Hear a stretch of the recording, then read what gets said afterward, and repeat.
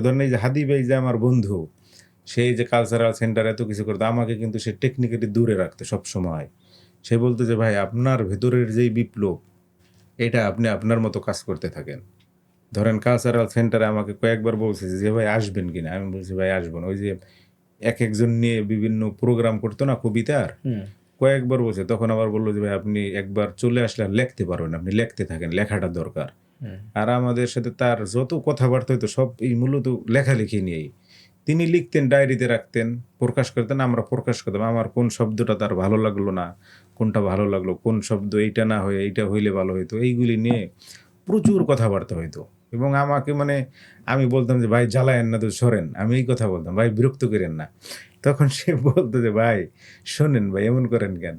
এখন এই জ্বালায়েন না এটা কেন বলতাম, ধরেন একটা কবিতা লিখছি, বলত যে, "ভাই এটা এরকম" মানে তার কোনো ভয় বলতে কিচ্ছু ছিল না। হুম, আমরা তো একটু ভয় পাই না? আমি ফেসবুকে একটা জিনিস লিখলে বিভিন্ন আইন আছে, সংস্থা আছে। দেন এর সবকিছুর বিরুদ্ধে তো সবকিছু সরাসরি বলা যাবে না।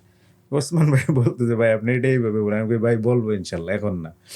তো এই ধরনের কথাবার্তা প্রচুর। যখন ইনকিলাব মঞ্চ করে একদম যখন মানে কেবল শুরু করবে, যেদিন ওই যে মাহমুদুর রহমান স্যার যখন আসলেন মানে বিদেশ থেকে, ১ম ওই যে ইনকিলাব মঞ্চ শুধু হাতে লেখা একটা কাগজ নিয়ে দাঁড়াইলো না? হুম, এর আগে এটা করবে আমাকে বলছে যে, "ভাই আমি এইভাবে একটা করতে চাই।" আমি কই, "করেন।" কিন্তু আমি সবসময় একটা জিনিস বিশ্বাস করি এবং তাকে বলতাম যে, "ভাই সব জিনিস স্লোলি করা ভালো। যে আমি আস্তে, আস্তে করব।"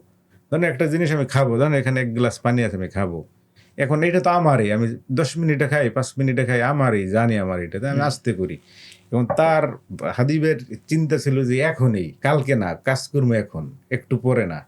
আর আমার চিন্তা ছিল যে নাও ভাই আর আস্তে, নেভার। আস্তে করতেছি। হ্যাঁ, আমি করব, সমস্যা নাই। ধরেন সে আমার কাছে মাঝে, মাঝে লেখা চাইতো বিভিন্ন বিষয়ে। বলতো, "ভাই লিখছেন?" আমি কই, "ভাই দিব। আপনি বলছেন না যে কখন লাগবো, আমি ওই টাইমে আপনারে দিব।" ১০ বার ফোন দিত ৩ দিনে, মনে করেন যে, "ভাই হইছে? কতদূর? আপডেট কি? অর্ধেক হইছে নাকি?" আমি, "ভাই আপনি পাবেন, টাইমলি পাবেন, সমস্যা নাই।" এরকম।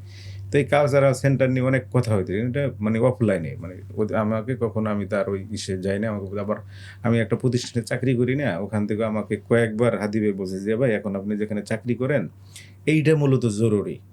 আপনি যেখানে খেদমত করতেছেন বা সেবা করতেছেন, এইটা যদি করতে পারেন দেখবেন যে এখান থেকে আপনি অনেক লেখক তৈরি করতে পারবেন।"